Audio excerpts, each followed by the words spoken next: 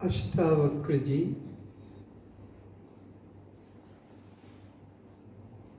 पिछले कुछ दिनों से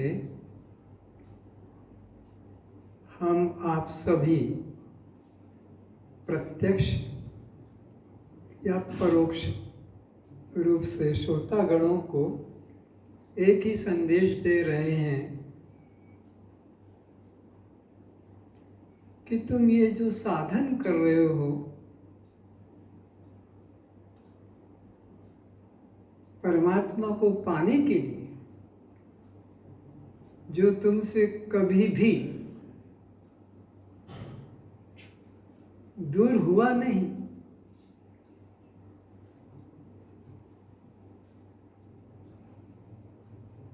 नरक के कीड़े बनने हो तब भी वो तुम्हारे साथ था,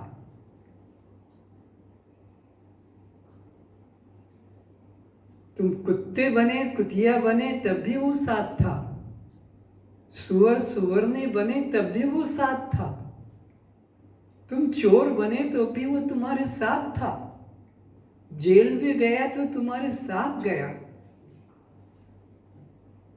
फांसी भी चढ़ा तो वो तुम्हारे साथ ही चढ़ा। ऐसा तुम्हारा नित्य संबंध जो कभी तुमसे किसी अवस्था में, किसी कर्म में, किसी भोग में एक क्षण के लिए भी अलग नहीं हुआ,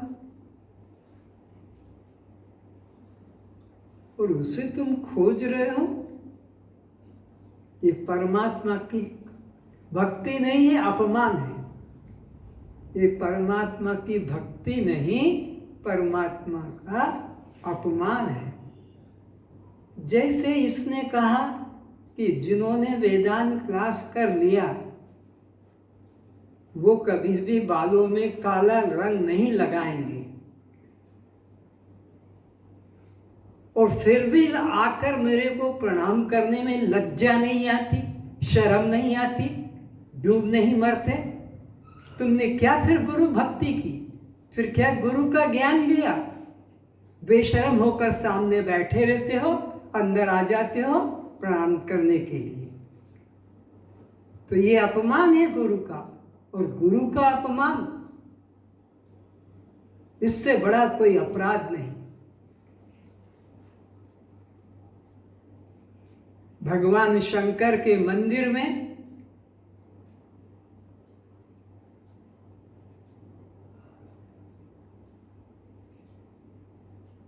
भक्ति करने के लिए बैठा हुआ है, और उसके गुरु भी भगवान शंकर के मंदिर में आ रहे हैं। वो देख भी रहा है लेकिन उनको प्रणाम नहीं कर रहा है। क्यों? मैं भी तो भगवान शंकर का भगत हूँ, मेरे गुरु भी भगवान शंकर के भगत है, उठ के प्रणाम नहीं किया। पर ये अपमान भगवान शंकर को अच्छा नहीं लगा, और भगवान शंकर ने उसे श्राप दे दिया कि 1000 जन्मों तक तू कौवा बनेगा। पर गुरु तो दयालु थे, गुरु के मन में तो करुणा थी। भगवान से प्रार्थना की, प्रभु ये अज्ञानी, इसे क्षमा कर दो। तो ये क्षमा नहीं किया जा सकता है, ये तेरा अपमान नहीं, मेरा अपमान है।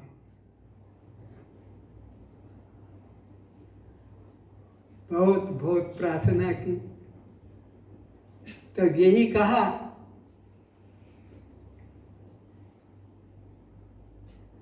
कि यह 1000 जन्म तो लेना ही पड़ेगा इसको, क्योंकि मेरा श्राप है, ये खाली नहीं जाएगा। तो गुरु की भक्ति यही है कि गुरु का अपमान करना, उसके सामने जाकर लेट जाना, प्रणाम कर लेना, कुछ कागज लिफाफे में रख कर दे देना, इससे वो गुरु खुश हो जाएगा।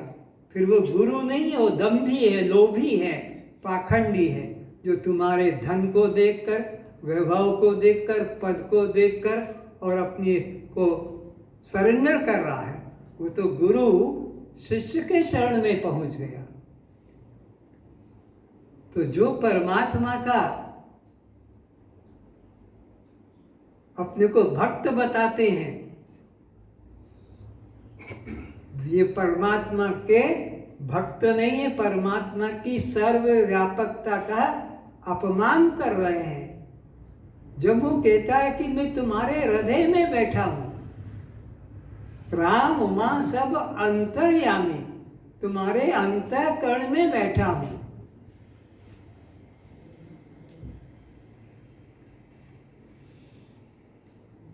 थोड़ा भी अलग नहीं हूं। ईश्वर सर्वभूतानां हृदयेषु अर्जुन तिष्ठति। फिर वह भगवान की अखंडता व्यापकता को स्वीकार नहीं करके परछिन्न मान रहा है। और जो भी परछिन्न होगा, जो भी तुमसे अलग होगा, जो भी तुमसे दूर होगा, वो अखंड नहीं हो सकता है, वो सर्वव्यापक नहीं हो सकता है, वो परछिन्न होगा।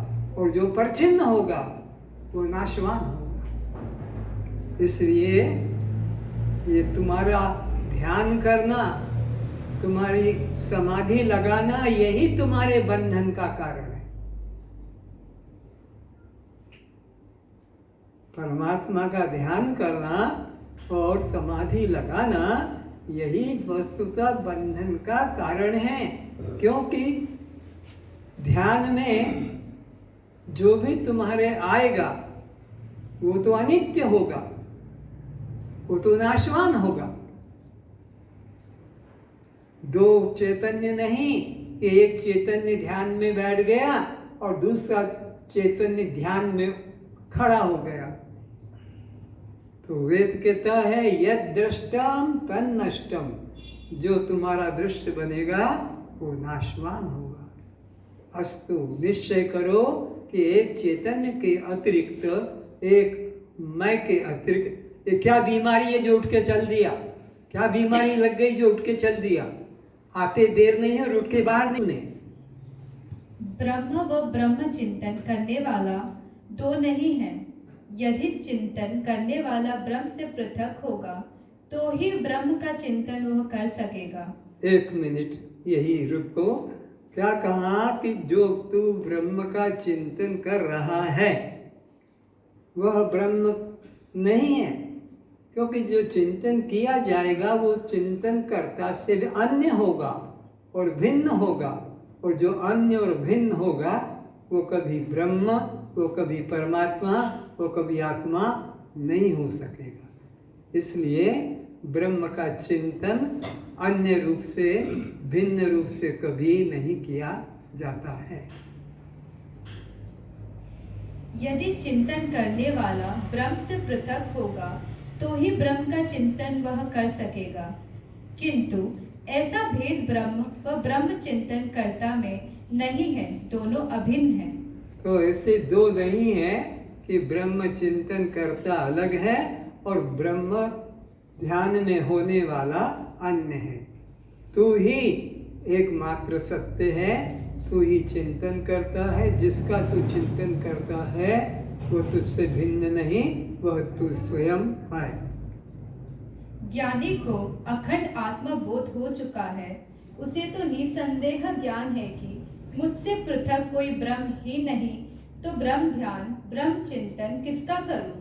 ज्ञानी जिसने जान लिया है कि मैं वो अखंड सत्ता हूँ जो सब देशों में, सब कालों में, सब रूपों में विद्यमान है, मुझसे पृथक किंचित भी नहीं है। स्वप्न सृष्टि में जो कुछ भी अनुकूल प्रतिकूल जड़ चेतन दिखाई पड़ा हुआ वो स्वप्न दृष्टा से भिन्न कुछ भी नहीं है। तो ऐसे ही सृष्टि में वो चैतन्य आत्मा से भिन्न कुछ भी नहीं है। ऐसा जिसने अपनी अखंडता को पूर्णता का बोध कर लिया, फिर वह किसका चिंतन करेगा? फिर उसके लिए क्या अप्राप्त है जो प्राप्त करेगा? उससे कोई भिन्न नहीं है। किसके द्वारा किसका चिंतन होगा जब सब एक आत्मा ही है?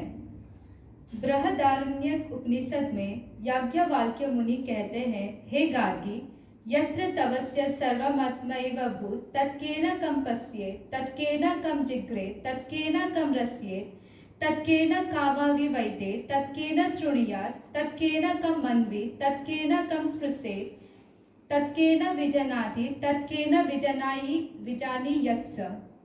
जहाँ अज्ञान है वही भेद दर्शन होता है। एक सूत्र बता दिया, जहाँ अज्ञान है वहाँ ही द्वैत है, द्वैत है वही अज्ञान है, और अज्ञान है वही आवागमन का चक्र है। जहाँ द्वैत है ही नहीं, एक ही तत्व है, तो कौन किसको उपदेश करेगा और कौन किसको सुनेगा और कौन किसको बोलेगा, कौन किसको स्पर्श करेगा, कौन किसको देखेगा? जहाँ द्वैत ही नहीं है तो फिर वह भ्रांति नहीं रहेगी। द्वैत है तो ये भ्रांति है।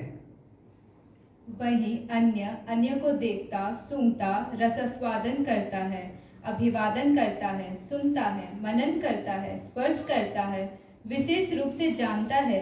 किंतु ब्रह्म ज्ञानी के लिए जब सब एक आत्मा ही हो गया है, वहाँ वह अब किसके द्वारा किसको देखे, सुने, स्पर्श करे, सूंघे, रसास्वादन करे, अभिवादन करे, मनन करे एवं विशेष रूप से जानने की इच्छा करे। अगर आप दर्पण के सम्मुख खड़े हो जाएं तो अब बात करेंगे दर्पण में जो दिखाई पड़ रहा है, स्पर्श करेंगे जो दर्पण में दिखाई पड़ रहा है, नमस्कार करेंगे जो दर्पण में दिखाई पड़ रहा है। तो किसको कौन कर रहा है?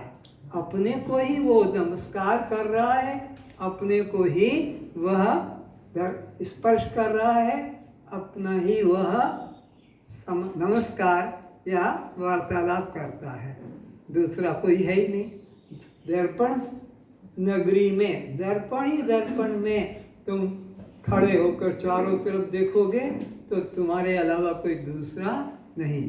तो जिस ज्ञानी ने अपने आत्मा को अखंड जान लिया या सर्वरूप में जान लिया, अब उसके लिए कोई भिन्न वंदनीय नहीं रहा।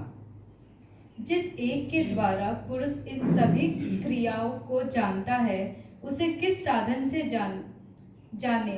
परमात्मा वह तत्व है जिसकी शक्ति को पाकर ये तुम्हारे कान सुनने में समर्थ होते हैं। कान ब्रह्म नहीं है, कान से सुना गया शब्द भी ब्रह्म नहीं है, कान से सुना गया मंत्र भी ब्रह्म नहीं है, पर जिसकी शक्ति का अंश पाकर ये कान शब्द सुनने में समर्थ हो रहे हैं, वह ब्रह्म है। उस ब्रह्म की उपासना करो, कान से सुने हुए शब्द की उपासना मत करो। इसी प्रकार त्वचा से स्पर्श किया कोई भी रूप ब्रह्म नहीं है। जिसकी शक्ति पाकर ये त्वचा स्पर्श करने में समर्थ होती है वो ब्रह्म है, उसकी शक्ति रूप से उपासना की जाएगी, व्यक्ति रूप से नहीं। आँख ब्रह्म नहीं है, आँख से देखा गया कोई भी रूप ब्रह्म नहीं है, बल्कि जिसकी शक्ति का अंश पाकर ये आँखें रूप देखने में समर्थ हो रही है वह ब्रह्म है। उस ब्रह्म की यह रूप में उपासना कभी मत करना, यह ब्रह्म कभी नहीं होगा ब्रह्म जब भी होगा जिसकी शक्ति से ये सारा जगत दिखाई पड़ रहा है। ऐसे ही ये प्राण ब्रह्म नहीं, अपान ब्रह्म नहीं, बल्कि जिसकी शक्ति का अंश पाकर ये प्राण भीतर बाहर निरंतर हो रहे हैं, वो ब्रह्म है।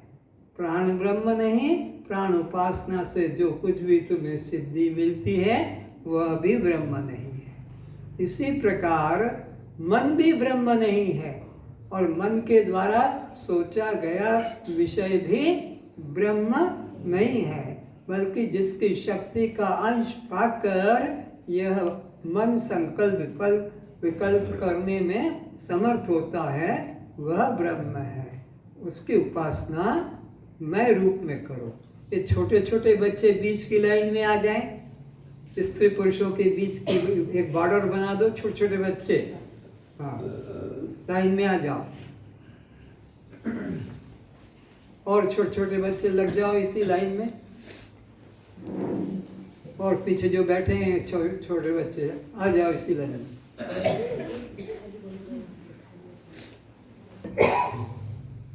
ये निंदम सर्वविजना तिंता के न विजानीयात्। जिस शक्ति से सब कुछ देखा जा रहा है, वो उसको तुम किस आंख से देखोगे, किस बुद्धि से उसे जानोगे, किस मन से उसे सोचोगे? अरे वो तो मन का भी मनता है, वो तो बुद्धि का भी निश्चय करने वाला है, वो तो चित्त का भी चिंतन करने वाला है। उसके लिए कोई भी अन्य नहीं है। इस प्रकार आत्मनिष्ठ ज्ञानी पुरुष निसंदेह होता है कि मैं अचिंत्य ब्रह्म हूँ। अचिंत्य का चिंतन कहना ही भूल है। परमात्मा को शास्त्रों में अचिंत्य कहा। राम अतर्क बुद्धि मन वाणी। वो जो ब्रह्म तत्व है, वो जो आत्म तत्व है, वो कैसा है?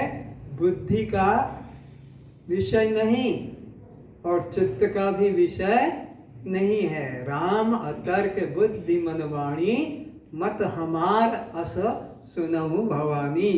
तो वो परमात्मा अचिंत्य तत्व है, उसका चिंतन चित्त के द्वारा नहीं होगा। चित्त से उसी का चिंतन होगा जो अनित्य पदार्थ होगा, चिंतनीय। परमात्मा अचिंत्य है, तो अचिंत्य परमात्मा का चिंतन चित्त के द्वारा नहीं होगा। जो है ही अचिंत्य, उसका फिर कैसा चिंतन होगा? सांसारिक चिंतन मन बुद्धि के द्वारा होता है, किंतु मैं आत्मा तो अशुद्ध मन बुद्धि के द्वारा आग्राह्य है, किंतु शुद्ध मन बुद्धि से जाना नहीं जाता है। फिर भी नए मुमुक्षुओं को मैं ब्रह्म हूँ, इस ब्रह्माकार वृत्ति का अभ्यास करना सिखाया जाता है, जिसके परिणाम स्वरूप साधक ब्रह्मानुभूति करने में समर्थ हो जाते हैं। तो ये जो साधन बताया जाता है कि तुम आत्मचिंतन करो, आत्मा चिंतनीय है, ये केवल साधारण क्लास के लोगों को, प्रारंभिक अवस्था के लोगों को मन एकाग्र करने का साधन दिया जाता है, ताकि इनका मन बहिर्मुखता में न रखकर अंतर्मुखी होने लगेगा, और फिर वो अंतर्मुखी मन आत्म तत्व को सुनने में समर्थ हो सकेगा। आत्म तत्व का समझना कोई साधारण बात नहीं है। उसके लिए मन शुद्ध होना चाहिए। निर्मल मन जन सो मोहि पावा, और मोहि कपट छल छिद्र न भावा। तो परमात्मा चिंतन, महिलाओं की लाइन में बैठे ही है और पगली बैठ गई है पुरुषों के बीच में। सिद्ध उदाहरण है, भ्रमर एक कीट को पकड़ अपने घर में लाकर बंद कर देता है, बीच बीच में आकर उसे डंक मारकर चला जाता है। उस कीट का भ्रमर चिंतन निरंतर होते रहने से वह कीट भी भ्रमर हो जाता है। ऐसा कहा जाता है कि भौरा एक कीड़े को पकड़ लाता है और अपने घर में उसको रख देता है, और उसके सामने वो गुंजार करता है, बीच बीच में उसको डंक मारता रहता है। तो वो कीट भ्रमर ध्यान करते करते और भ्रमर बन जाता है। ये गुरु भी वही काम करता है, बीच बीच में आकर तुमको शब्दों का डंक मारता है ताकि तुम्हें चुभे, तो उसकी बात को तुम फिर ध्यान में लाओगे कि हमको ये कहा कि बालों को रंगने वाला इस सत्संग भवन में ना आए। तो फिर तुमको जब रंगने बैठोगे, स्त्री पुरुष को पालिश करती है, पुरुष स्त्री को पालिश करता है, तब ख्याल आएगा कि हमको तो गुरु ने मना किया है और फिर भी हम ये अपराध कर रहे हैं। और गुरु का अपराध तो भगवान भी क्षमा नहीं करते हैं। रामायण में तो दिया ही है काल भुषुंडी का प्रमाण। 1000 जन्म तक उसको वो कष्ट भोगना पड़ा, 1000 जन्म तक। पर गुरु ने क्षमा दिलाई कि इसकी भक्ति नष्ट न हो, 1000 जन्म ये कौवे का लेगा, लेकिन इसका भगवान के प्रति भाव प्रेम नष्ट न हो। तो गुरु भी वर्ष में 6 महीने में, साल 2 साल में आकर उसको डंक मार जाता है, ताकि उसको स्मृति रहे कि ये अपराध मुझे नहीं करना है, मुझे ये आज्ञा नहीं दी है करने की, और फिर मैं करूं तो फिर गुरु मेरे पे कैसे कृपा करेगा, कैसे प्रसन्न होगा। तो वो जो भ्रमर के बार बार स्पर्श करने से और उसकी गुंजार उसके दिमाग में हो जाने से वो कीड़ा भ्रमर बन जाता है, जबकि वो अन्य जात का है। पर ये जीव तो ब्रह्म की जात का है, तो इसको ब्रह्म होने में क्या मुश्किल है, जब अन्य जात का संग के द्वारा वह बन जाता है। अरे चंदन के वृक्ष पर जो लताएं लपट जाती है, उनमें भी वो सुगंध आ जाती है, संग का प्रभाव। तो चैतन्य गुरु का संग हो जाएगा जिसके हृदय में जगे हुए गुरु के प्रति, तो वो तो ब्रह्म रूप ही है। केवल देह भाव के अभिमान से उसे मुक्ति कराना है। रस्सी लकड़ी के बड़े मोटे पाट को भी काट देती है। कुएं पर जब महिलाएं पुरुष पानी खींचते हैं तो वो रस्सी बार बार जाती आती है तो काट देती है। तो वो जब जड़ कट जाता है तो ये तो चैतन्य जीव है, चैतन्य गुरु के उपदेश से निश्चित करके कल्याण को प्राप्त हो ही जाएगा। तब यह जीव तो स्वयं ब्रह्म ही है। इसे ब्रह्म को पाने हेतु कुछ कर्म कांड या उपासना करने की भी जरूरत नहीं रहती है। वो कीड़ा तो अन्य जात का था, फिर भी वो भंवरा बन जाता है। तो ये जीव तो ब्रह्म की जात का है, ब्रह्म की संतान है, ब्रह्म का ही अंश है। तो इसको ब्रह्म होने में तो कोई साधन की जरूरत नहीं है, क्योंकि साधन तो कुछ परिवर्तन करना हो तब जरूरत होती है, पर जीव तो ब्रह्म ही है। क्योंकि यह जीव तो पूर्व से ही ब्रह्म ही है, केवल स्वरूप भूल गया है।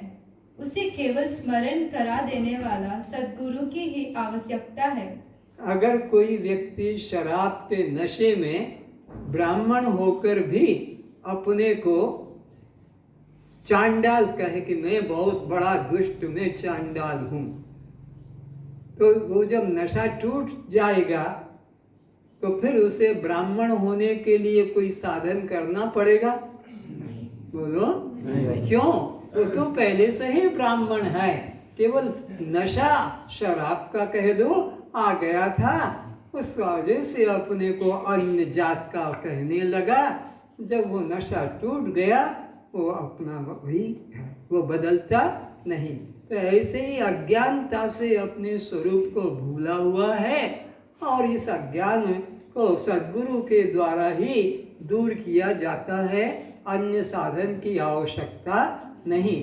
सद्गुरु युक्तियों के द्वारा, प्रमाणों के द्वारा दृष्टांतों के द्वारा उसको अपने असली रूप का बोध जागृत करा देते हैं। एवं शिष्य के लिए एकमात्र ब्रह्म चिंतन ही साधन है। और फिर शिष्य भी वही है कि जो गुरु ने बताया है, जैसा कहा है, उसको वैसा का वैसा ही स्वीकार कर ले। फिर अपनी बुद्धि नहीं लगाए कि इसमें तो कुछ भी नहीं है, कुछ भी नहीं है, 2 अंगूठी इधर है, 2 अंगूठी इधर है, बालों को डाई कर लिया है बड़े से, और ठाट से गुप्ता जी आकर बैठते हैं तो कुछ भी नहीं है। और गुरु की बात को ऐसी की तैसी अपनी बुद्धि को वहाँ मोर लगाता है कि इसमें तो कुछ भी नहीं है। कितनी बेशर्म अवस्था है उसकी। औरतें अंगूठियां निकाल रही है, चूड़ियां 2-2 की एक-एक कर रही है, और ये पगला अपने हाथ में कड़ा लटका के बैठा।